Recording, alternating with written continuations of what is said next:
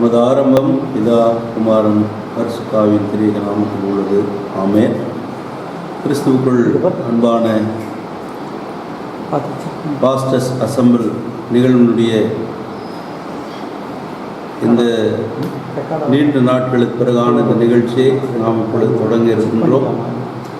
Christmas காலங்களில் போதகர்கள் திருச்சபை ஊழியங்களில் அதிகமாய் பங்கெடுத்து வருகிற நாட்களில் சிறப்பாக கிறிஸ்மஸை குறித்த செய்திகளை சிறப்பாக தர வேண்டும் என்ற ஒரு விருப்பத்தின் அடிப்படையில் ஆயர் பெருமக்கள் வந்து இந்த நிகழ்ச்சிகளில் பங்கு பெற்று கொண்டிருக்கிறார்கள். எனவே அத்தனை ஆயர்களையும் இந்த நிகழ்ச்சியினுடைய தொகுப்பாளர்கள், ஒருங்கிணைப்பாளர்கள், தயாரிப்பாளர்கள், இசையமைப்பாளர்கள் யாவரையும் இயேசுவின் நாமத்திலே நாங்கள் வாழ்த்தி மீண்டும் உங்களை இந்த நிகழ்ச்சிக்கு அன்போடு அழைக்கின்றோம். நீங்களும் இந்த ஊழியத்தில் இணைந்து ஆண்டவருடைய வார்த்தைகளை கேட்டு ஆண்டவருடைய நாமத்தை மையப்படுத்தி ஆண்டவருடைய கிறிஸ்து பிறப்பின் மகிழ்ச்சியை பகிர்ந்து கொள்ள அன்போடு அழைக்கின்றோம். ஆரம்ப ஜெபத்தை நாம் இப்பொழுது ஏறெடுப்போம். அருள் திரு மில்டன் அருண்ராஜ் ஐயர் அவர்கள் நம்மை ஆரம்ப ஜெபத்திலே வழிநடத்துவார். ஜெபம் செய்வோம். எல்லா வல்லவரும் என்றென்று வாழ்ந்திருக்கிறோமாய் நல்ல கடவுளே, எங்களுக்காக 2000 ஆண்டுகளுக்கு முன்பு இந்த உலகத்திலே மனிதனாக பிறந்து எங்களைப் போலவே வாழ்ந்து எங்களை மீட்டெடுத்தவரே, உம்முடைய பிறப்பின் ஆசீர்வாதமான அந்த ஒரு நற்செய்தியை இந்த நாட்களிலே நாங்கள் எல்லா மக்களுக்கும் அறிவித்து அந்த மகிழ்ச்சியை ஆண்டவரை எல்லாரோடு பகிர்ந்து கொள்ள கர்த்தர் இந்த ஆண்டவரே பாஸ்டர்ஸ் அசம்பிள் என்கின்ற ஆண்டவரே காணொலி வழியாக கொடுத்த கிருபைக்காக நன்றி செலுத்துகின்றோம். இந்த நாளிலும் போதக பிதாக்களாக நான் இணைந்து கிறிஸ்து பிறப்பின் பாடல்களை பாடி கிறிஸ்து பிறப்பின் நற்செய்தியை அறிவித்து எல்லா மக்களுக்கும் ஆசீர்வாதமாக இருக்க கர்த்தர் கிருபைத்தார். இதை பொறுப்பெடுத்து நடத்துகின்ற அருமையான அண்ணன்மார்களையும் இதற்கு பின்பாக உழைக்கின்ற மக்களையும் இங்கே வந்து செய்து கொடுக்கின்ற ஆயர் பெருமக்களையும் கண்டுகளிக்கின்ற எல்லாரையும் கர்த்தர் ஆசீர்வதி துவக்கம் முதல் முடிவு மட்டுமாய் இறை பிரசனம் எங்களோடு இந்த வழிநடத்த வேண்டுமா இயேசுவின் மூலம் ஜெபிக்கிறோம் நல்ல பிதாவே. ஆமென். 155வது பாடல் ஞான பாடல், கிறிஸ்துவரை எல்லாரும் களிகூர்ந்து பாடி என்ற ஞான பாடலை நாம் இணைந்து பாடுவோம்.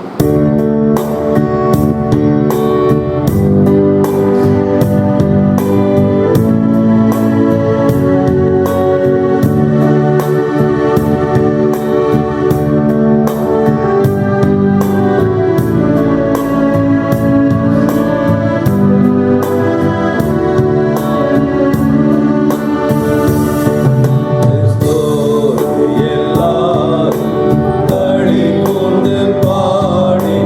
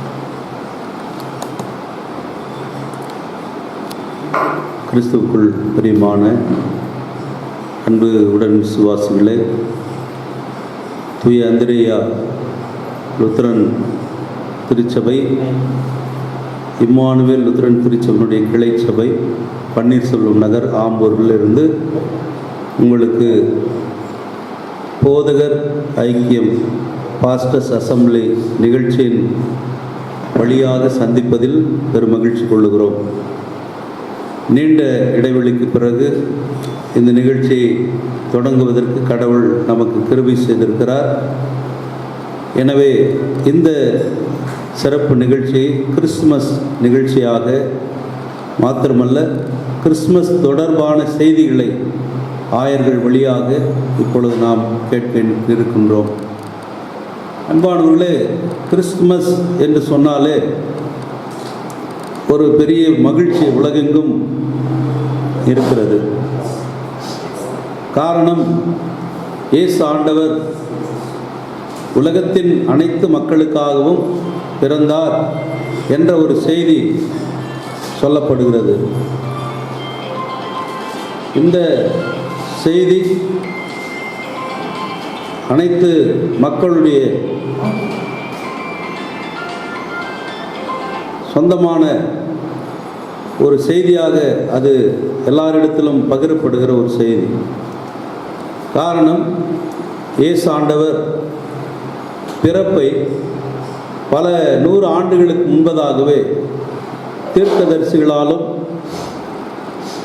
நியாயாதிபதிகளாலும் இறை ஊழியர்களாலும் சொல்லப்பட்ட செய்திகள், முன்னுரைக்கப்பட்டவைகள் நிறைவேறத்தக்கதாக இது நிகழ்ந்து கொண்டே இருக்கிறது. இயேசு கிறிஸ்துவுடைய பிறப்பு 2024 ஆண்டுகளுக்கு முன்பதாக யூதேயா தேசத்திலே பெத்லகேம் என்கின்ற ஒரு சிற்றூரிலே நடந்த ஒரு நிகழ்ச்சியாக இருந்தாலும், அது உலகெங்கிலும் இருக்கிற மக்களுக்கு பெரும் மகிழ்ச்சியை கொடுக்கக்கூடிய ஒன்றாக இருந்தது என்பதில் எந்த விதமான ஐயமும் இல்லை. ஆகினாலே இயேசு ஆண்டவருடைய பிறப்பு, அவருடைய பிறப்பின் விதம், அவருடைய வளர்ந்த விதம், இவைகளெல்லாம் தொடர்ந்து திருமறை நமக்கு போதிக்கிறது. இன்றைக்கு அவருடைய பிறப்பினுடைய செய்தியிலே பல தலைப்புகளிலே போதகர்கள் உங்களோடு பகிர்ந்து கொள்ள இருக்கின்றார்கள். இன்றைக்கு நான் அவர் பிறந்த ஒரு நாளிலே நடந்த ஒரு நிகழ்ச்சி, லூக்கா 2ஆம் அதிகாரத்திலே 1 முதல் 14 வரை உள்ள பகுதிகளிலே இருக்கின்ற ஒரு நிகழ்ச்சியிலே குறிப்பிட்ட ஒரு வார்த்தை, சத்திரத்திலே அவர்களுக்கு இடமில்லாதபடியினால் என்ற ஒரு வார்த்தையை உங்கள் மத்தியிலே நான் பகிர்ந்து கொள்ள விரும்புகிறேன்.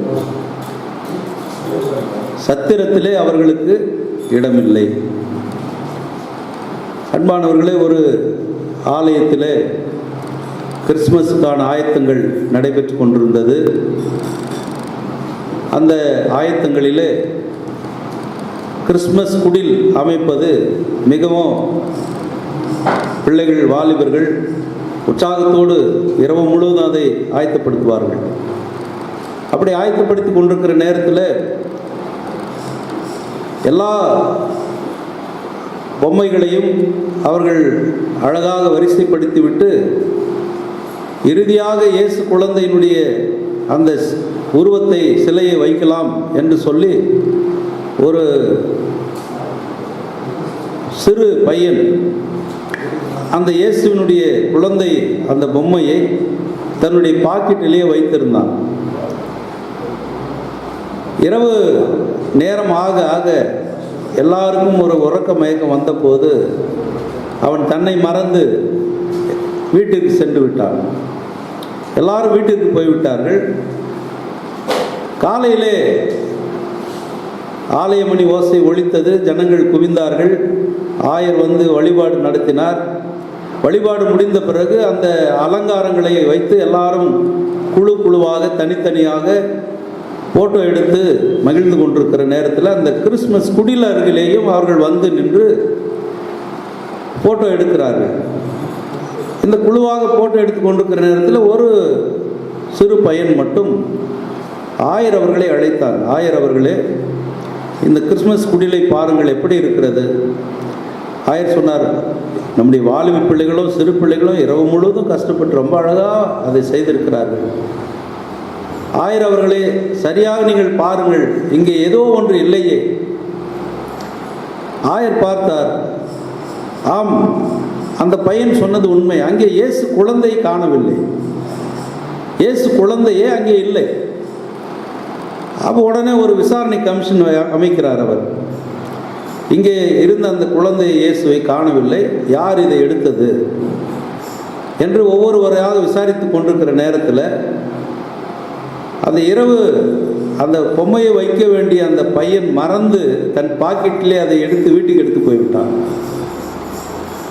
அப்போ அவர்கள் வந்து விசாரணை முடிந்த பிறகு இந்த பையன் எடுத்து சென்று விட்டான் என்று சொன்னபோது ஆயர் அவனை அழைத்து சொன்னார். எல்லாரும் யோசித்தார்கள், அந்த பையனை ஆயர் கடிந்து கொள்வார், திட்டுவார் என்று. ஆனால் அந்த ஆயர் அந்த பையனிடத்தில் சொன்னார், நீதான் உண்மையாக கிறிஸ்துமஸை கொண்டாடினாய். ஏனென்றால் இயேசு குழந்தை என்பவரை ஆலயத்தில் வைத்து குடிலில் வைத்து கொண்டாடுகின்ற ஒருவர் அல்ல. அவர் நம்முடைய உள்ளங்களிலும் இல்லங்களிலும் அழைத்து கொண்டாடப்பட வேண்டிய ஒருவர் என்பதை அந்த நிகழ்ச்சி சுட்டி காட்டினது. ஆம் பிரியமானவர்களே, இன்றைக்கு அவர் இல்லாத இடத்துல நாம் அவரை கொண்டாடி கொண்டிருக்கிறோம். அவரை கொண்டாட வேண்டிய இடத்துல கொண்டாட மறந்திருக்கிறோம். ஒருவேளை அன்றைக்கு சத்திரத்திலே இடமில்லை என்று சொன்னால், அந்த காலத்திலே சத்திரத்தை குறித்து நிறைய செய்திகள் உண்டு. வழிப்போக்கர்கள் தங்குவதற்கு ஒரு இடம் சத்திரம் அல்லது விடுதி அல்லது அந்த இடத்தை சாவடி கூட என்று சொல்வார்கள். இப்படி அந்த காலத்தில், இன்றைக்கு பெரிய பெரிய ஹோட்டல்கள் இருக்கிறது. ஒரு பெயரை போட்டு அந்த பெயருக்கு அடுத்து இன் என்ற வார்த்தை பயன்படுது, INN. அந்த இன் என்ற வார்த்தைக்கு சத்திரம் அல்லது விடுதி என்று அர்த்தம். அப்படிப்பட்ட விடுதிகளை அன்றைய எபிரேய பதத்தில் நிறைய வசனங்கள் இருக்குது. யோசுவா புத்தகத்தில் 4ஆம் அதிகாரத்தில் 3வது வசனத்தில் இரவு தங்குமிடம் என்ற ஒரு பெயர் அதற்கு சொல்லப்படுகிறது. அது மட்டுமல்ல, பயணியர் தங்குமிடம் என்று சொல்லப்படுகிறது. இங்கே நம்முடைய ஊர்களிலே, அந்தந்த ஊர்களிலே அரசு பயணியர் விடுதி என்று இருக்கும். அரசு துறை சார்ந்தவர்கள் வந்து தங்குகிற ஒரு இடம். அதே போல பாலைவன வழிப்போக்கர்கள் இரவு நேரத்தில் தங்குவதற்கான ஒரு இடமாக கூட அப்படிப்பட்ட ஒரு இடம் இருந்தது. தனி வீடுகளிலே தங்க இடம் கிடைக்காத போது திறந்த வெளிகளிலே தங்குகிற ஒரு கூட்டம் இருக்கும். அந்த இடத்திற்கெல்லாம் இது போன்ற பெயர்களை அந்த காலத்திலே வைத்திருந்தார்கள். அங்கே பெத்லகேமுக்கு அருகிலே எல்லா மக்களும் வந்தபோது இயேசுடைய தகப்பனாரும் தாயாரும் பிள்ளை பேற்றிற்காக பெத்லகேமுக்கு வந்தபோது அவருடைய சொந்த ஊர், அது யோசேப்புடைய சொந்த ஊர். அங்கே அவர்களுக்கு சத்திரத்தில் இடமில்லை. அப்போ எங்கே இடம் இருந்தது? ஒரு தொழுவம், ஒரு மாட்டு தொழுவம். அந்த இடத்துல அவர்களுக்கு இடம் கிடைத்தது என்று சொல்லப்படுகிறது. இங்கே நாம் யோசிக்க வேண்டிய ஒரு செய்தி, சத்திரத்தில் அவருக்கு இடம் இல்லை, உண்மைதான். சத்திரம் வந்து போகிறவர்கள் தங்குகிற இடம், நிலையாய் தங்குகிற இடத்திற்கு பேர் சத்திரம் அல்ல. அப்ப இயேசுடைய பிறப்பு என்பது நிலையாய் தங்குகின்ற ஒருவராக அவர் பிறக்கிறார். அது சத்திரத்திலே இருக்காது, ஒருவேளை அது தொழுவத்திலேயும் இருக்காது. அது எங்கே இருக்கும்? இயேசுடைய பிறப்பின் இடம் ஒவ்வொருவருடைய உள்ளமும் இல்லமுமாக இருக்கும். உலகெங்கிலும் இருக்கிற மக்கள் இயேசு கிறிஸ்துவுடைய பிறப்பை கொண்டாடுகிற நேரத்தில் அவரை சாண்டா கிளாஸாக கொஞ்சம் மகிழ்கின்றவராக அல்ல, என் உள்ளத்தில் அவரை நான் தங்க வைத்துக் கொள்ளுகிறவராக நான் வைத்துக் கொள்ள வேண்டும். அவருடைய பிறப்பு என்பது எனக்கானது. அவருடைய பிறப்பு என்பது இந்த உலகிற்கானது. ஆகினால இயேசு கிறிஸ்துவுடைய பிறப்பின் அடிப்படையில் நம்முடைய காலங்களை பிரித்து வைத்திருக்கிறார்கள். கிறிஸ்துவுக்கு முன், கிறிஸ்துவுக்கு பின் என்று. கிறிஸ்து பிறப்பு என்பது அத்தனை முக்கியத்துவம் வாய்ந்தது என்பதை இந்த உலகம் அறிந்து கொண்டிருக்கிறது. பிரியமானவர்களே, அவர் தங்குவதற்கான இடம், அவர் பிறப்பதற்கான இடம் எங்கே? உன்னுடைய உள்ளமும் உன்னுடைய இல்லமுமாக இருக்க வேண்டும். ஒருவேளை கிறிஸ்துமஸ் விழாவை நாம் புதிய ஆடைகள், புதிய உணவு வகைகள், புதிய கேக் வகைகள் இவைகளினாலே நாம் திருப்தி அடைந்து விட முடியாது. ஆனால் இயேசுவினுடைய நிறைவான இருப்பு, இயேசு கிறிஸ்துவுடைய நிறைவான அற்புத இருப்பு, இயேசு கிறிஸ்துவுடைய நிறைவான நன்மையின் இருப்பு, இம்மானுவேல் என்பதனுடைய உண்மைத்துவம் நம்முடைய உள்ளங்களிலும் இல்லங்களிலும் இருக்க வேண்டும். ஆகினாலே தான் அவருடைய பிறப்பின் செய்தி சொல்லப்பட்டது மேய்ப்பர்களுக்கு, வயல்வெளி மேய்ப்பர்களுக்கு சொல்லப்பட்டது. சொல்லப்பட்ட செய்தி என்ன? இதோ எல்லா ஜனத்துக்கும் மிகுந்த சந்தோஷத்தை உண்டாக்கும் நற்செய்தியை உங்களுக்கு அறிவிக்கிறேன். அது ஒரு நற்செய்தி, குட் நியூஸ். அந்த நற்செய்தி என்ன? உங்களுக்காக தாவீதின் ஊரிலே இயேசு கிறிஸ்து பிறந்திருக்கிறார். அந்த பிறந்த இயேசு நமக்காக, அவர் பிறந்தவர் மட்டுமல்ல, நமக்காக அவர் இறந்தவரும் கூட. நம்முடைய பாவங்களுக்காய் நாம் மரிப்பதற்கு பதிலாய் அவர் பிறந்து மரித்து உயிர்த்தவர். இன்றைக்கு அவருடைய இரண்டாவது வருகைக்கு காத்திருக்கிற நாம், அவருடைய முதல் வருகையை கொண்டாட காத்திருக்கிற நாம், அவருடைய முதல் வருகையின் சமாதானத்தை அனுபவித்துக் கொண்டிருக்கிற நாம், அவருடைய இரண்டாவது வருகையினுடைய நியாய தீர்ப்புக்காகவும் நாம் காத்திருக்க வேண்டியவர்களாக இருக்கிறோம். கிழக்கு சாஸ்திரிகள் வந்தார்கள், அவரை பணிந்தார்கள். அரசன் எங்கே என்று கேட்டார்கள். அவர் ஒரு அரசனாக, ராஜாவாக, நம்மை ஆளுகின்ற ராஜாவாக, நிம்மதி அரசனாக, நன்மையின் அரசனாக, மருத்துவ அரசனாக, பொருளாதார அரசனாக, நம்மை உயர்த்துகிற அரசனாக, நம்மை வாழ்விக்கின்ற அரசனாக, நம்மை வாழ வைக்கின்ற அரசனாக அவர் பிறந்திருக்கிறார் என்று நாம் உணர்ந்து, இடமறியா இடத்தில் அவர் பிறந்தாலும் இடமறிந்து வாழ்வதற்கு நம் உள்ளத்தை அவர் நேசிக்க விரும்புகிறார். நம் உள்ளத்தை திறந்து காட்ட விரும்புகிறார். நாம் திறந்து அவரை ஏற்றுக்கொள்ள விரும்புகிறார். அவர் பிறப்பதற்கு, அவர் வருவதற்கு, கொண்டாடுவதற்கு நம் உள்ளத்தை திறந்து இந்த கிறிஸ்மஸை அர்த்தமுள்ள கிறிஸ்துமஸாய் கொண்டாட கர்த்தர் உங்களை ஆசீர்வதித்து வழியெடுத்து காப்பாராக. ஆமேன். தொடர்ந்து அருள் திரு வை. கில்பர்ட் ஆசீர்வாதம் அவர்கள் கிறிஸ்து பிறப்பின் நற்செய்தியை உங்கள் மத்தியிலே பகிர்ந்து கொள்வார்கள்.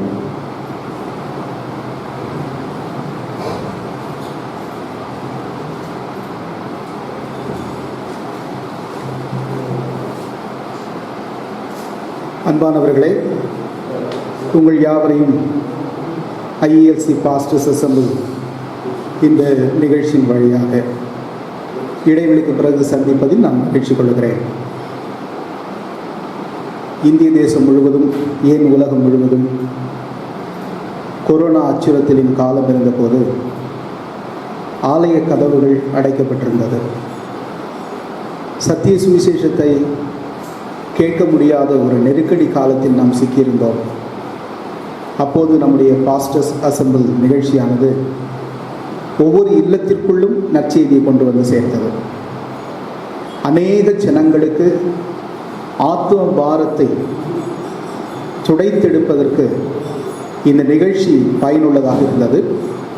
அதற்கு பிறகு தொடர்ச்சியான அலுவல்கள் நிமித்தமாக நாம் தொடர்ந்து இந்த நிகழ்வுகளை நடத்த முடியாமல் போனாலும், கிறிஸ்து பிறப்பின் பண்டிகையை கொண்டாடுவதற்காக, அவருடைய பிறப்பின் நற்செய்தியை இல்லங்களில் கொண்டு போய் சேர்ப்பதற்காக மீண்டும் இந்த முயற்சியை தொடங்கி இருக்கிற அன்புக்குரிய சகோதரர்களை நான் வாழ்த்துகிறேன்.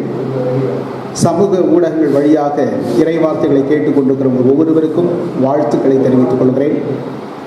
உங்கள் அனைவருக்கும் கிறிஸ்துமஸ் மற்றும் புத்தாண்டு நல்வாழ்த்துக்களை தெரிவித்துக் கொள்கிறேன். அன்பானவர்களை, சற்று நேரம் கிறிஸ்துமஸ் செய்தியாக ஒரு சிறிய வேதாய்வு அல்லது வார்த்தை ஆய்வு செய்யலாம். பொதுவாக கிறிஸ்தவர்களை பற்றி ஒரு குறைபாடு பொது சமுதாயத்தில் சொல்வதுண்டு. இவங்க என்ன எப்போ பாரு பாவிகள் பாவிகள் பாவிகள்னு சொல்லிக்கிட்டு இருக்கிறாங்க. அது என்ன பாவி? பாவினா என்ன? ஏன் எப்போ பாரு இன்னொருத்தரை பாவி பாவின்னு சொல்லிக்கிட்டே இருக்கிறாங்க, அல்லது தன்னை பாவின்னு சொல்லிக்கிறாங்க, என்ன இது என்று கேட்கிறார்கள். ஏன் சில கிறிஸ்தவர்கள் கூட நீ பாவி இல்லை, நான் பாவி இல்லை, பாவி என்று சொல்வது மடமைத்தனம் என்றெல்லாம் சில கிறிஸ்தவ பிரசங்கங்கள் கூட அருளுரையாக வழங்கப்படுகிறதை சமுதாய ஊடகங்களில் பார்க்க முடிகிறது. இந்த பாவி என்றால் என்ன? திருமறையில் அதன் மூல மொழியாகிய எபிரேயத்தில் பாவி என்கிற சொல்லுக்கு பயன்படுத்தப்பட்ட வார்த்தை கட்டா என்பதாகும். கட்டா என்கிற சொல்லின் பொருள் டு ஃபெயில், தோல்வி அடைதல் என்பதாகும். இன்னொரு பொருளும் சொல்லப்படுகிறது, இலக்கை இழத்தல். கட்டா என்கிற சொல்லுக்கு 2 பொருள் சொல்லப்படுகிறது. அதுதான் ஆங்கிலத்தில் சின் என்று மொழிபெயர்க்கப்படுகிறது, தமிழில் பாவி என்று மொழிபெயர்க்கப்படுகிறது. இந்த கட்டா என்கிற சொல்லுக்கு 2 பொருள், ஒன்று தோல்வி அடைதல், இன்னொன்று இலக்கை இழத்தல். 2ஐயும் சேர்த்துதான் இதன் பொருளை நாம் புரிந்து கொள்ள வேண்டும். பாவி என்கிற சொல்லின் பொருள் பொதுவாக நாம் எப்படி கொள்ளலாம் என்றால், இலக்கை அடையாமல் தோல்வி அடைவதே பாவம். இலக்கை அடையாமல் தோல்வி அடைவதே பாவம். ஏதேன் தோட்டத்தில் கடவுள் ஆதாமையும் ஏவாளையும் படைத்து ஒரு இலக்கு நிர்ணயித்தார், நடுமரத்தின் கனியை புசிக்காதீர்கள். ஏதேன் தோட்டத்தில் பல்வேறு மரங்கள் உண்டு, எல்லா விதமான கனிகளும் உண்டு, அனைத்தும் புசிக்கத்தக்கது. ஒரே ஒரு மரம், அந்த மரத்தின் கனியை மாத்திரம் புசிக்கக்கூடாது. அதுதான் அவர்களுக்கு கொடுக்கப்பட்ட இலக்கு. அந்த இலக்கை அடைந்தார்களா என்றால் இல்லை. ஒரு நாள் அந்த இலக்கை அடையாமல் தோற்று போனார்கள். அதைதான் திருமறை பாவம் என்று சொல்லுகிறது. என்றைக்கு இலக்கை அடைய முடியாமல் தோல்வி அடைகிறோமோ அதுதான் பாவம். பழைய ஏற்பாட்டின் காலத்தில் இஸ்ரவேலர்கள் கானான் தேசத்தில் குடியேறுவதற்கு முன்பு கானானில் வாழப்போகிற இஸ்ரவேலர்களுக்கு கடவுள் ஒரு இலக்கை நிர்ணயிக்கிறார். அந்த இலக்கு என்னவென்றால் 10 கட்டளைகளின்படி வாழ வேண்டும். அது இலக்கு. அந்த இலக்கை அடைவதுதான் கடவுள் அவர்களுக்கு கொடுத்திருக்கிற நோக்கம். கானான் தேசத்தில் எதையும் செய்யலாம். அவர்கள் வாழ்வதற்கு கட்டாத வீடு இருக்கிறது. அவர்கள் சந்தோஷமாய் தாகம் தீர்த்துக் கொள்வதற்கு வெட்டாத கிணறுகள் இருக்கிறது. செழித்து வளர்கிற பூமியாக இருக்கிறது. அதை தான் பாலும் தேனும் வழிந்தோடுகிற தேசம் என்று வேதம் சொல்லுகிறது. இந்த செழிப்பு மிக்க தேசத்தில் அவர்கள் மகிழ்ச்சியோடு வாழலாம். ஆனால் இலக்கு வேண்டும். ஒரு வாழ்க்கை இருக்கிறது என்றால் அந்த வாழ்க்கைக்கு இலக்கு இருக்க வேண்டும். அந்த இலக்கு என்ன? நியாயப்பிரமாணத்தின்படி வாழ்தல், 10 கட்டளைகளின்படி வாழ்தல். இஸ்ரவேலர்கள் இலக்கை அடைந்தார்களா என்றால் இல்லை. இலக்கை அடைய முடியாமல் தோற்று போனார்கள். அதுதான் பாவம் என்று திருமறை சொல்லுகிறது. இலக்கை அடைய முடியாமல் நாம் தோல்வி அடைதல் பாவம். அன்பானவர்களே, கடவுள் ஏன் நடுமரத்தின் கனியை புசிக்க கூடாது என்று சொன்னார்? கடவுள் ஏன் நியாயப்பிரமாணத்தின்படி வாழ வேண்டும் என்று சொன்னார் என்றால், கடவுளின் இலக்கு நாம் கடவுளுடைய வார்த்தையோடு இணைந்திருக்க வேண்டும்.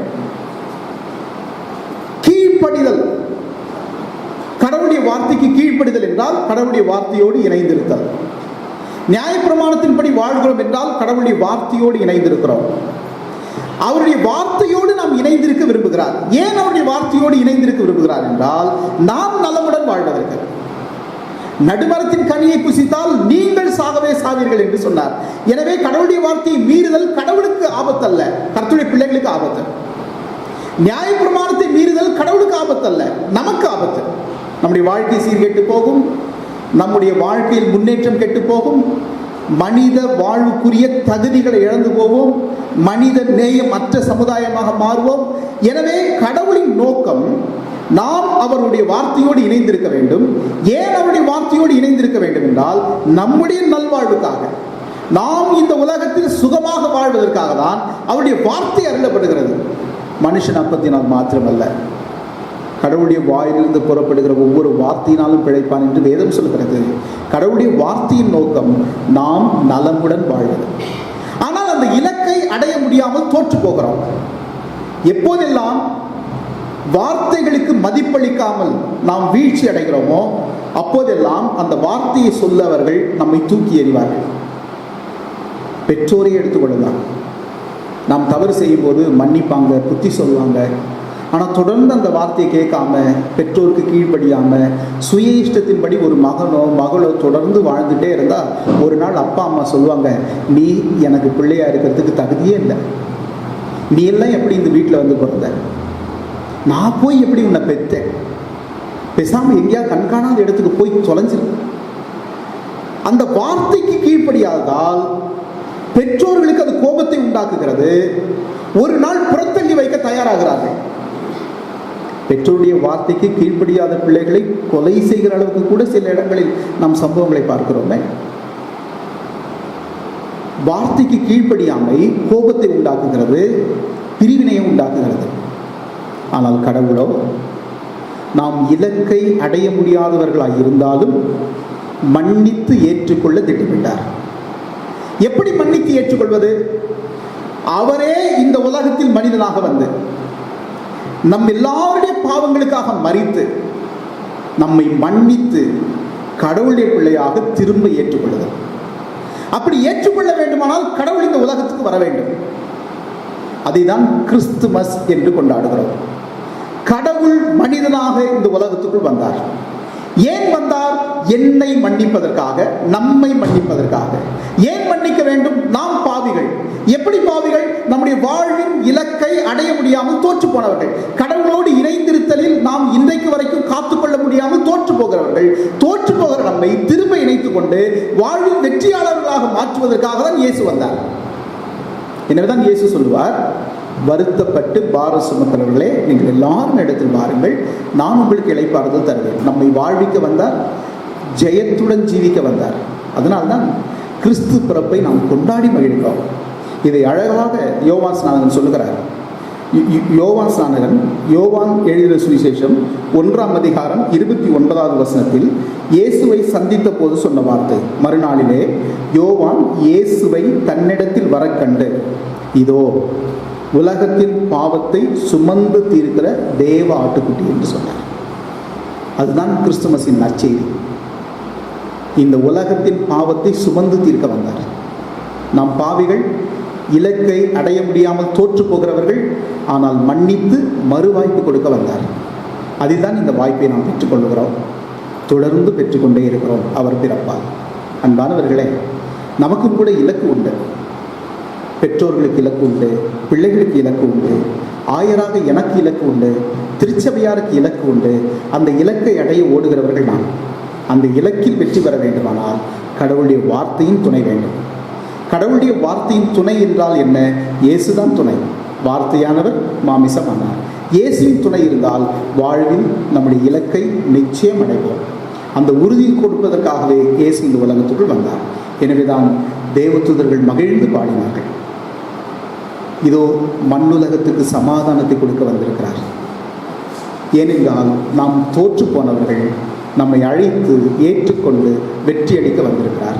வெற்றி அளிக்கிறவராக வந்தால் இன்றைக்கு அந்த வெற்றியை நாம் ருசித்துக் கொண்டிருக்கிறோம். அடிமைத்தனத்தின் நுகங்களை சுமந்த நாம் இன்றைக்கு வெற்றியாளர்களாக பயணித்துக் கொண்டிருக்கிறோம் கிறிஸ்துவின் துணையோடு. ஒருவேளை இன்னொரு முறை தோல்வி அடைந்தாலும் மன்னித்து ஏற்றுக்கொண்டு வெற்றியளிக்க அவர் துணை வருவார்.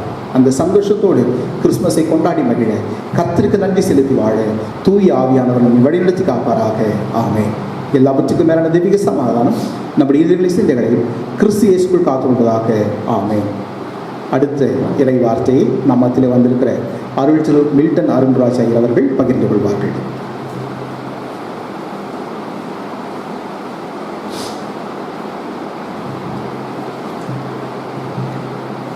ஆண்டவராக இயேசு கிறிஸ்துவுக்குள் மிகவும் அதிகமாய் நேசிக்கப்படுகின்றவர்களே, உங்கள் யாவரையும் இறைமைந்தன் இயேசுவின் திரு பெயரில் இந்த மகிழ்ச்சியின் தருணமாகிய கிறிஸ்து பிறப்பின் செய்திகளை கேட்டுக்கொண்டிருக்கிற இந்த நன்னாளிலே உங்கள் யாவரையும் அன்போடு வாழ்த்துகிறோம். இனிய கிறிஸ்துமஸ், ஆசீர்வாதமான புத்தாண்டை கர்த்தர் உங்களுக்கு அருளி செய்வாராக. ஆமென். இந்த நாளிலும் நாம் தியானிக்கும்படியாக தெரிந்து கொண்ட கடவுளுடைய வார்த்தை அது எபிரேயர் 2ஆம் அதிகாரம் 14, 15 வசனம். எபிரேயர் 2, 14, 15. ஆதலால் பிள்ளைகள் மாம்சத்தையும் இரத்தத்தையும் உடையவர்களாயிருக்க அவரும் அவர்களைப் போல மாம்சத்தையும் இரத்தத்தையும் உடையவர்களானார். மரணத்துக்கு அதிகாரியாகிய பிசாசானவனை தமது மரணத்தினாலே அழிக்கும்படிக்கும் ஜீவ காலமெல்லாம் மரண பயத்தினாலே அடிமைதனத்துக்குள்ளானவர்கள் யாவரையும் விடுதலை பண்ணும்படிக்கு அப்படியானார். அன்பானவர்களே, ஒரு வீட்டில் ஒரு குழந்தை விளையாடி கொண்டிருக்கிறது. அந்த குழந்தை விளையாடி கொண்டிருக்கிற போது விளையாட்டு பொருட்களெல்லாம் வைத்து விளையாடி கொண்டிருக்கிறது. ஒரு பாலை வச்சு விளையாடும் போது நமக்கு தெரியும், பால் அங்கங்கே உருண்டு போகும் இல்லையா? அப்போ அந்த பால் உருண்டு வந்து வெளியே விழுந்து விடுகிறது, வீட்டுக்கு வெளியே வந்து விழுந்து விடுகிறது. குழந்தை அதை தேடு, அது ஒரு செடியில் போய் மறைஞ்சிடுச்சு.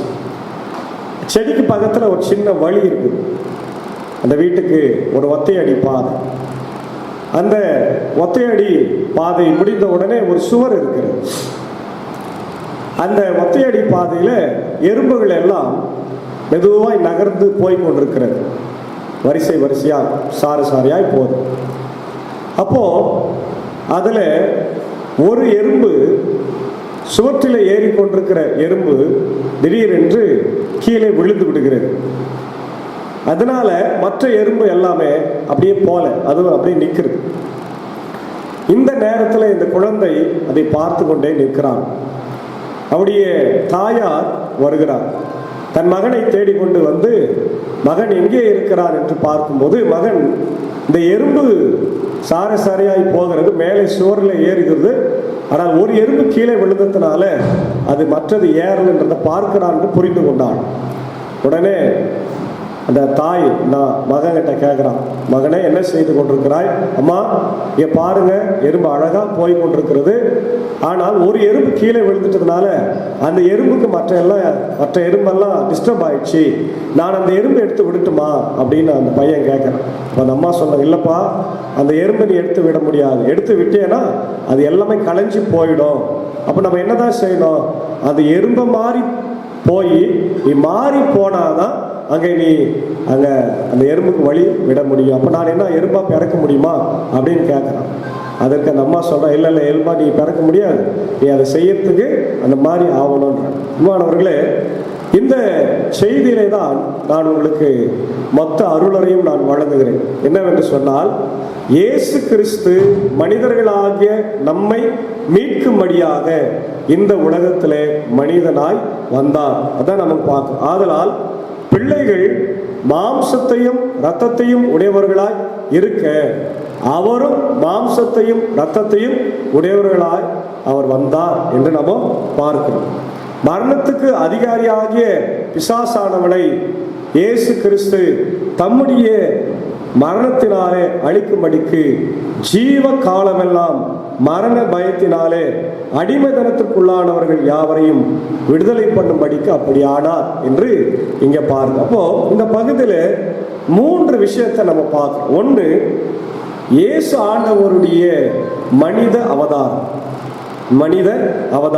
இரண்டாவது, பிசாசை ஆண்டவர் தன் பிறப்பிலாலே, அவர் பிறந்து வளர்ந்து சிலுவையில் மரித்ததினாலே அவர் வென்றார். மூன்றாவது, மரண பயத்தை நீக்கி விடுதலையின் ஆவியை தருகிறவராய் அவர் வந்தார் என்று பார்க்கிறோம். முக்கியமா இங்கே நாம் பார்க்க வேண்டியது இயேசு ஆண்டவருடைய மனித தன்மை, the humanity of Jesus.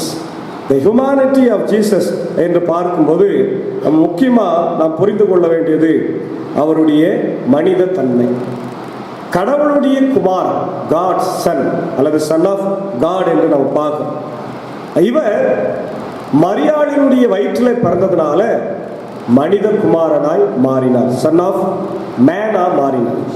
மத்தேயு 1:22-23, லூக்கா 1:26-38 நாம் பார்க்கிறோம். இயேசு மனிதனாக வந்ததை இங்கே நாம் பார்க்கிறோம். இயேசு உண்மையாகவே நம்மை போலவே சோதிக்கப்பட்டார்.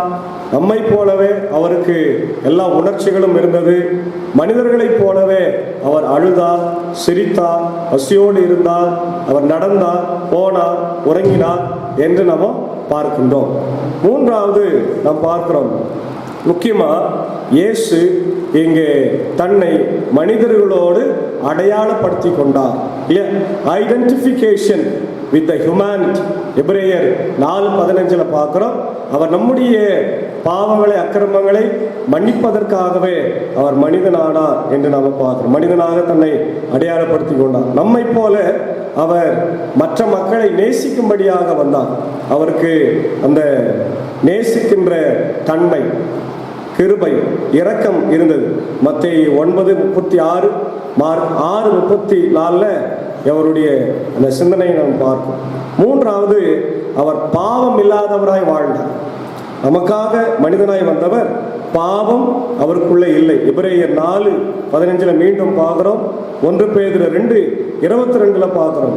நாலாவது, அவர் மனிதர்களுக்குரிய எல்லா கேரக்டரும் அவர் பெற்றிருந்தார். குறிப்பா மனிதர்களைப் போலவே இறந்தார். ஆனால் மனிதர்கள் செய்யக்கூடிய கூடாத உயிர்த்தெழுதலையும் அவர் தன் வாழ்க்கையிலே பெற்றார். 1 கொரிந்தியர் 15 ரோமர்ல நாம் பார்க்கிறோம்.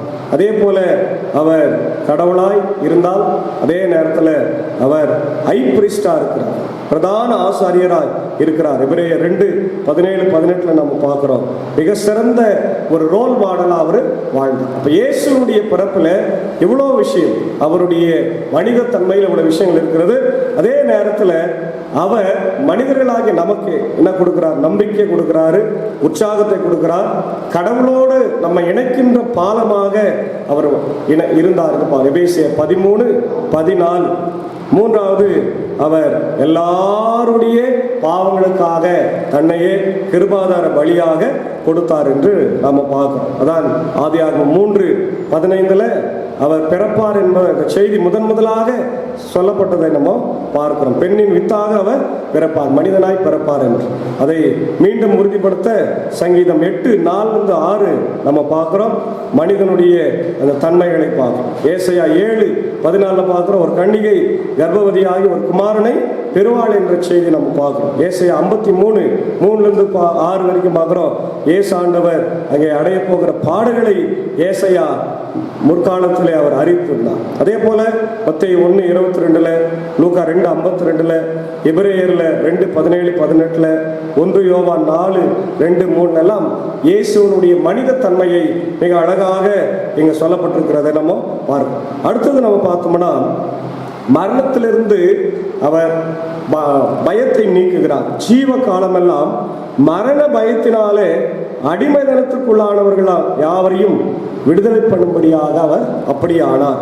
அப்போ இந்த உலகத்தில் இப்ப வரைக்கும் மரண பயத்தை யாருமே இல்லைன்னு சொல்லவே முடியாது. எல்லாருக்கும் மரண பயம் இருக்கிறது.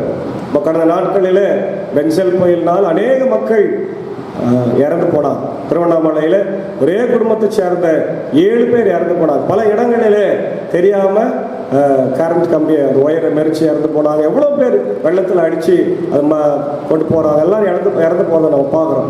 அப்போது மரண பயம் எல்லாருக்குமே இருக்குது. அடுத்து ஒரு மழை வரும்போது என்ன நடக்குமோ என்று தெரியாது. இப்போ எல்லாருக்குமே ஒரு மரண பயம். பெரிய பெரிய ஆக்சிடென்ட்ஸை பார்க்குறோம், விபத்துகளை பார்க்குறோம். அநேக மக்கள் மரித்து கொண்டே இருக்கிறார்கள். இப்போ மரண பயம் எல்லாருக்கும் எல்லா சூழ்நிலையிலும் இருக்கிறது. அந்த மரண பயத்தை இயேசு ஆண்டவர் தன்னுடைய பிறப்பில் நீக்கினார் என்று எபிரேயர் 2:14-15 நமக்கு சொல்லுது. 1 கொரிந்தியர் 15:55-57 பார்க்கிறோம். சங்கீதம் 23:4 பார்க்கிறோம், நான் மரண இருளை பள்ளத்தாக்களை நடந்தாலும் பொல்லாப்புக்கு பயப்பட தேவரீர் என்னோடு கூட இருக்கிறீர். அவருடைய உடன் இருப்பு நமக்கு பெரிய ஆசீர்வாதத்தை நமக்கு தருகிறது.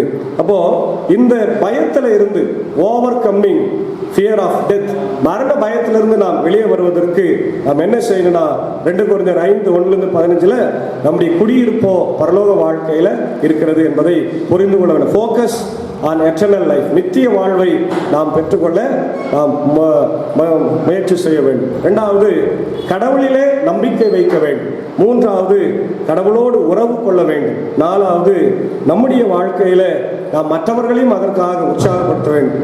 ஐந்தாவது, திருமறையை வாசிப்பது, ஆலயத்திற்கு செல்லுவது, கடவுளோடு இணைந்திருக்கிற இந்த காரியங்கள் எல்லாம் நம்ம அதே நேரத்தில் ஒருத்தருக்கு ஒருத்தரை நாம் அப்ரிஷியேட் செய்யணும் இல்லையா? நித்தியத்திற்காக மக்களை கொண்டு வர வேண்டும். அதுதான் இன்றைக்கு எல்லாரும் பார்க்கிறோம். கிறிஸ்துவனுடைய மனித அவதாரத்தை குறித்து புகழ்பெற்ற இறையலாளர்கள் சொல்லியிருக்கிறார்கள். சிஎஸ் லூயிஸ் இவங்களெல்லாம் ஆண்டவருடைய பிறப்பு உண்மையாகவே ஒரு உன்னதமான பிறப்பு என்பதை சொல்றார். மூன்றாவது, பிசாசினுடைய அதிகாரத்திலிருந்து நம்மை மீட்க வந்தார். அதை தெளிவாக முதலில் பேசின அன்பு நண்பர் கில்பர்ட் ஐயர் அவர்கள் சொன்னார். பாவம் பிசாசினால வந்தது. அந்த பிசாசை ஒழிப்பதற்காகவே, பாவத்தை ஒழிப்பதற்காகவே இயேசு மனித அவதாரம் எடுத்து வந்தார். அது ரொம்ப அழகா தமிழ்ல அவதாரம் என்று நம்ம சொல்லாம மனு உருவேற்றல் என்ற வார்த்தையை இந்த நாட்களிலே தமிழ் அறிஞர்கள், இறையலாளர்கள் பயன்படுத்துறாங்க. இப்போ நம்ம கூட நம்முடைய ஆலயங்களிலே, நம்முடைய வீடுகளிலே கிறிஸ்து மனு உருவேற்றல் என்ற பண்டிகையை தான் நம்ம கொண்டாடுறோம். அதான் கிறிஸ்துமஸ். ஆங்கிலத்தில் கிறிஸ்துமஸ் என்று நம்ம சொல்றோம். தமிழ்ல கிறிஸ்து மனு உருவேற்றல் அந்த திருவிழா என்று சொல்லலாம். கிறிஸ்து மனு உருவேற்றல் திருவிழா. அந்த திருவிழாவை மகிழ்ச்சியோடு கொண்டாடி இந்த நாட்களிலே ஏழை எளிய மக்களை நினைத்து பார்த்து, நம்மை விட ரொம்ப மோசமான அந்த மக்களாக கஷ்டப்படுற எல்லா மக்களையும் நினைத்து பார்த்து நற்செய்தி அறிவித்து ஆண்டவருடைய பிறப்பை அறிவிக்கவும், அவருடைய வருகைக்காக நாம் ஆயத்தப்படவும், மக்களை ஆயத்தப்படுத்தவும் தூய ஆவியானவர் இந்த நாளிலே நம்மை வழிநடத்தி காப்பாராக. ஆமென். கர்த்தர்களோடு இருப்பாராக. தொடர்ந்து நம்முடைய மூத்த தந்தை அருள் திரு ஜி தங்கதரையர் அவர்கள் தொடர்ந்து ஆண்டவருடைய நற்செய்தி பேசுவார்கள்.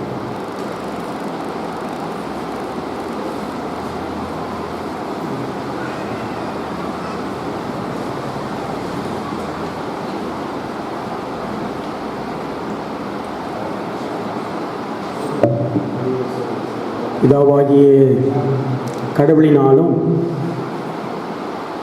ஆண்டவராகிய இயேசு கிறிஸ்துவினாலும் உங்கள் யாவருக்கும் கிருபையும் சமாதானமும் உண்டாவதாக. ஆமென்.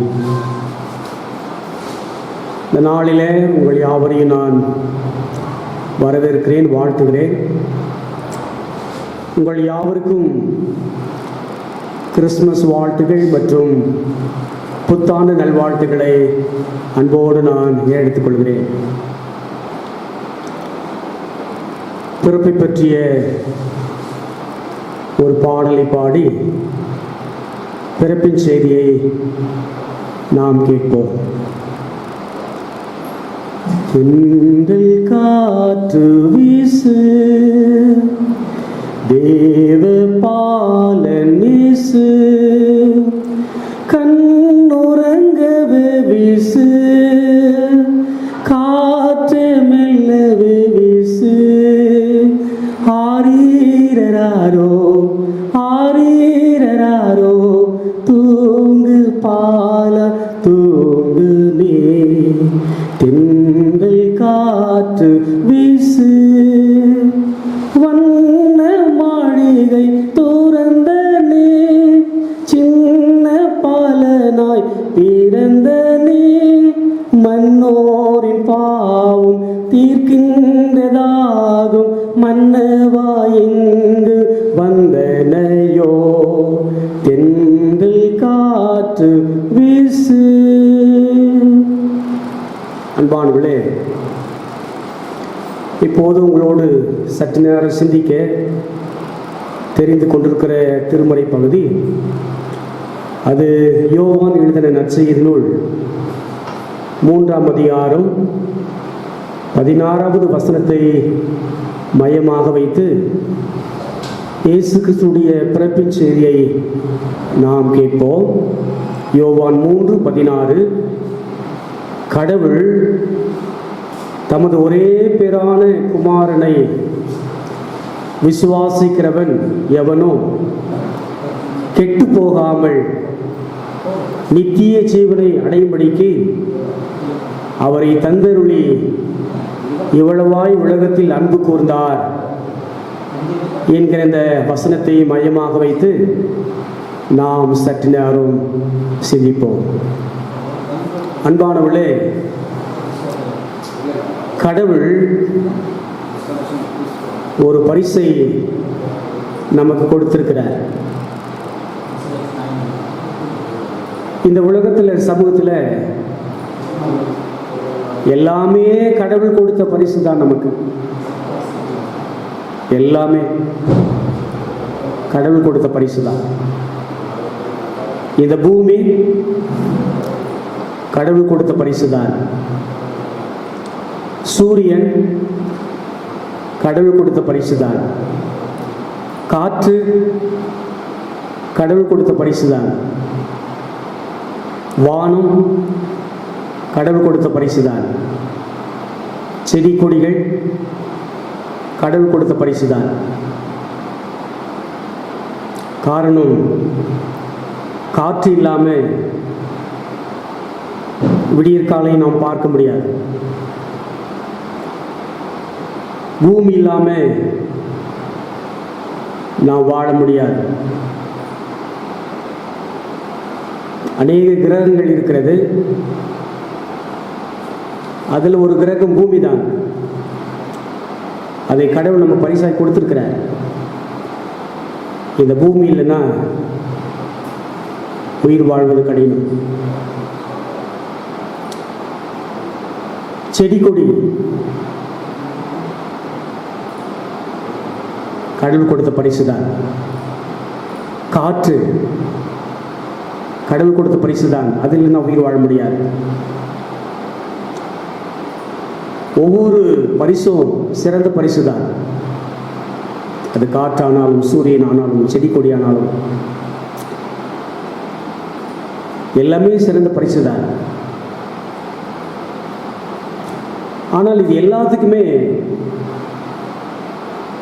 சூரியன் ஆனாலும், காற்றானாலும், இந்த பூமி ஆனாலும் எப்போ அழியும் என்று அதுக்கு தெரியாது. எல்லாமே கடவுள் தான் தெரியும். ஒரு நிரந்தரமான ஒரு பரிசை கடவுள் நமக்கு கொடுத்திருக்கிறார். இதெல்லாம் கடவுள் கொடுத்த பரிசு தான். ஆனால் நிரந்தரமான ஒரு பரிசை கடவுள் நமக்கு கொடுத்திருக்கிறார். என்னன்னா, தன்னையே, அவரையே நமக்கு பரிசாக கொடுத்திருக்கிறார். ஒருவேளை நம்முடைய திருச்சபைகளில் டிசம்பர் 24 பாலகர் ஆராதனையாக நாம் அனுசரிக்கிறோம். அந்த ஆராதனையில் ஒவ்வொரு பிள்ளைகளும் அந்த ஆராதனை முடிந்த பிறகு நமக்கு என்ன பரிசு கிடைக்குமோ என்று யோசித்து கொண்டு உட்கார்ந்து கொண்டிருக்கிறார்கள். கடந்த வருஷம் இந்த பரிசு கொடுத்தாங்க, இந்த வருஷம் என்ன பரிசு கொடுக்க போகிறாங்களோ என்று யோசித்து அமர்ந்து கொண்டிருக்கிறாங்க. டிசம்பர் 25 ஆராதனை முடிந்த பிறகு நமக்கு என்ன பரிசு கிடைக்குமோ என்று அமர்ந்து கொண்டிருக்கிறாங்க. அது ஒன்றும் பெரிய கிஃப்ட் இல்லை, சிறிய கிஃப்ட் தான். ஆனால் நீங்கள் பயன்படுத்த அதெல்லாம் காணாமல் போயிடும். பயன்படுத்த எல்லாம் பரிசாயிடும். பயன்படுத்த அந்த பரிசெல்லாம் உடைந்து போயிடும். ஆனால் அழிவில்லாமல் கடவுள் ஒரு பரிசை தந்திருக்கிறார். அதுதான் ஆண்டவராகிய இயேசு கிறிஸ்து. அவரையே தந்திருக்கிறார். தனது ஒரே பேரான குமாரனை தந்திருக்கிறார். அதை தான் ஒவ்வொரு வருஷமும் டிசம்பர் 25 அவருடைய பிறப்பாக நினைத்து சந்தோஷமாய், மகிழ்ச்சியாய் நாம் கொண்டாடி வருகிறோம். தன்னையே பரிசாக கொடுத்திருக்கிறார். அந்த பரிசை எப்படி நாம் பயன்படுத்த வேண்டும் என்றால், அந்த பரிசின் மீது விசுவாசம் வைத்து வாழணும். அந்த பரிசு என்கிற இயேசுவின் மீது நம்பிக்கை வைத்து வாழணும். அதனால் தியான வசனத்தில் யோவான் 3:16 கடவுள் தம்முடைய ஒரே பேரான குமாரனை விசுவாசிக்கிறவனும் கெட்டு போக மாட்டான். ஆகவே அவரையே நமக்காக கொடுத்த அந்த இறைவன் மீது, அந்த பரிசின் மீது நம்பிக்கை வைத்து விசுவாசம் வைத்து வாழும்போது இந்த வாழ்க்கை ஆசீர்வாதமாக இருக்கும். அது கெட்டு போகாது, ஆசீர்வாதமாக இருக்கும், சந்தோஷமாக இருக்கும், மகிழ்ச்சியாக இருக்கும். ஆகவே கடந்த ஒவ்வொரு வருஷமும் அவருடைய பிறப்பின் நாளை நினைத்து கொண்டாடி கொண்டிருக்கிற நாமோ எந்த வருஷமும் அவருடைய பிறப்பை மகிழ்ச்சியோடு சந்தோஷத்தோடு கொண்டாடுவோம். அவரையே கொடுத்திருக்கிறாரு, அவர் மீது நம்பிக்கை, அவர் மீது விசுவாசம் வைத்து வாழும். ஆகவே வசனம் சொல்கிறது, அவரை விசுவாசிக்கிறவன் கெட்டு போக மாட்டான்னு சொல்லப்பட்டிருக்கிறார். இந்த குமாரனை விசுவாசிகளுடைய வாழ்க்கை கெட்டு போகாம ஆசீர்வாதமாக இருக்கும். ஆகவே தொடர்ந்து நமக்காக தன்னையே கொடுத்த அந்த இறைவன் மீது நம்பிக்கை விசுவாசம் வைத்து வாழும். புதிய சந்தோஷம், புதிய மகிழ்ச்சி எல்லாத்தையும் ஆண்டவர் நமக்கு தருவார். இந்த சிந்தையோடு, இந்த எண்ணத்தோடு கொண்டாடி மகிழ கடவுள் தாம் எங்களை சக்திப்படுத்தி பலப்படுத்தி காப்பாராக. ஆமென். ஜெபிப்போம். கன்னிமடியிலே பாலனாய் பிறந்த எங்கள் அன்பின் நல்ல இறைவனே, மனுக்குலத்தை மீட்பதற்காக கன்னிமடியில பாலனாய் அவதரித்த எங்கள் அன்பின் நல்ல இறைவா, இந்த நேரத்திற்காக, இந்த வேலைக்காக ஆண்டவரே உமக்கு நன்றிகளை துதிகளை நாங்கள் ஏறெடுக்கிறோம் சாமி. ஒவ்வொரு வருஷமும் ஆண்டவரே நீர் பிறந்த அந்த நாளை நினைக்க, கொண்டாட நேரங்களை, தருணங்களை எங்களுக்கு தந்து வருகிறீர். ஆண்டவரே இந்த ஆண்டு கூட உமது பிறப்பை கொண்டாட நேரங்களை தந்திருக்கிறீர், அதற்காக நன்றி செலுத்துகிறோம். உண்மையாகவே இந்த நாளில் உமது பிறப்பின் செய்தியை அநேக போதகர்கள் வழியாக, அருள் திரு சாலமோன் சித்தார்த்தன் ஐயர் வழியாக, அருள் திரு ஒய் கில்பர்ட் ஆசீர்வாதம் ஐயர் வழியாக, அருள் திரு எம் மில்டன் அருண்ராஜ் ஐயர் வழியாக கேட்க நீர் உதவி செய்தீர், அதற்காக நன்றி செலுத்துகிறோம். உண்மையாகவே நீர் பிறந்தது எங்களுக்குள் சந்தோஷம், மகிழ்ச்சி என்பதை நாங்கள் உணர்கிறோம். ஆகவே அந்த சந்தோஷத்தோடு, அந்த மகிழ்ச்சியோடு என்றும் வாழ எங்களை நீ பலப்படுத்தும் சாமி. குறிப்பாக இந்த நிகழ்வில் பங்கு கொண்ட ஒவ்வொருவரையும் தனித்தனியாக பேர்பெறாக நீர் ஆசீர்வதித்தள்ளும் சாமி. எங்களுக்காக கன்னிமடியில் பாலனாய் பிறந்த இறைமகன் இயேசு வழியாக ஜெபிக்கிறோம். எங்கள் ஜெபம் நல்ல பிதாவே, ஆமென். ஆண்டவராகிய இயேசு கிறிஸ்துவின் கிருபையும் கடவுளின் அன்பும் பரிசுத்த ஆவியின் ஐக்கியமும் இந்த வேளையில் நம் அனைவரோடும் என்றும் என்றும் சதாக்கள் இருந்து காப்பாராக. ஆமென்.